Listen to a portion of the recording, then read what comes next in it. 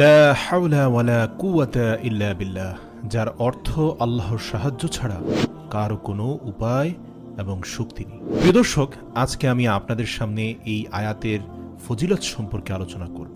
এই আয়াতটি কখন পড়বেন, কিভাবে পড়লে আপনার সকল অশুভ শক্তি দূর হবে, সকল দুঃখ বিপদ থেকে আপনি নাজাত পাবেন, কিভাবে আমল করলে জান্নাতের রাস্তা সহজ হবে, কিভাবে আমল করলে আপনার সমস্ত দোয়া কবুল হবে, কিভাবে আমল করলে আপনার নামাজ কবুল হবে, কিভাবে আমল করলে ৭০টি বড় বড় বিপদ থেকে আপনি রক্ষা পাবেন, ৯৯টি রোগ থেকে মুক্তি পাবেন। হাদিস শরীফের আলোকে আজ আমি এই সহজ জিকিরের বিশাল ফজিলত আপনাদের সামনে তুলে ধরার চেষ্টা করব ইনশাআল্লাহ।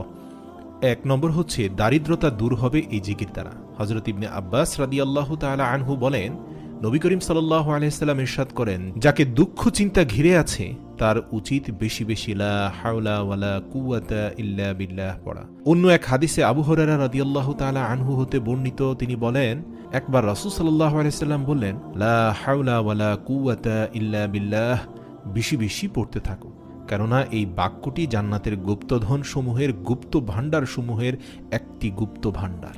অর্থাৎ এখানে রাসূল সাল্লাল্লাহু আলাইহি সাল্লাম ৩ স্তরের শ্রেষ্ঠত্ব বর্ণনা করেছেন। আল্লাহ রাসূল আরো বলেন, যে ব্যক্তি লা হাওলা ওয়ালা কুওয়াতা ইল্লা বিল্লাহ এই বাক্যটি পড়বে, আল্লাহ তাআলা তার ৭০টি কষ্ট দূর করে দেবেন, যার সর্বনিম্ন কষ্ট হলো দারিদ্রতা। অপর এক হাদিসে আছে, লা হাওলা ওয়ালা কুওয়াতা ইল্লা বিল্লাহ জান্নাতের দরজা সমূহ থেকে একটি দরজা। হাদিস শরীফে আরও আছে, লা হাওলা ওয়ালা কুওয়াতা ইল্লা বিল্লাহ পাঠ করলে প্রতিবার পাঠ করার সাথে সাথে আল্লাহ তাআলা ওই বান্দার জন্য একজন করে ফেরেশতা নাজিল করবেন, আর সেই ফেরেশতা ওই বান্দার সমস্ত রোগসমূহ দূর করে দেন আল্লাহ তাআলার হুকুমে। হুজুর সাল্লাল্লাহু আলাইহি সাল্লাম আরো ইরশাদ করেন, যে ব্যক্তি ১০ বার বিসমিল্লাহি ওয়ালা হাওলা ওয়ালা কুওয়াতা ইল্লা বিল্লাহিল আলিয়্যিল আযীম পড়বে, আল্লাহ তাআলা তাকে এমনভাবে পূত পবিত্র করে দেন যেন আজ সে মায়ের পেট থেকে জন্ম লাভ করেছে। সুবহানাল্লাহ। হযরত আবু মুসা হতে বর্ণিত, তিনি বলেন, লা হাওলা ওয়ালা কুওয়াতা ইল্লা বিল্লাহ, যে ব্যক্তি প্রতিদিন ১০০ বার পাঠ করবে সে কখনো কারো মুখাপেক্ষী হবে না। বুখারী শরীফের ৪২০২ নম্বর হাদিস।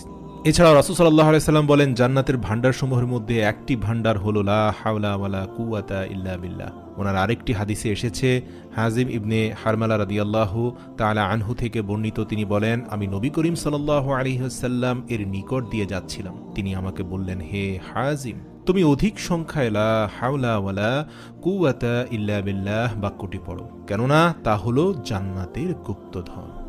মুসলিম শরীফ ৩৮৫। এছাড়া রাসূল সাল্লাল্লাহু আলাইহি সাল্লাম বলেন, যে আজানের জবাব দেবে সে জান্নাতে প্রবেশ করবে। আর আজানের জবাবের মধ্যে হাইয়া আলাস সালাহ, হাইয়া আলাল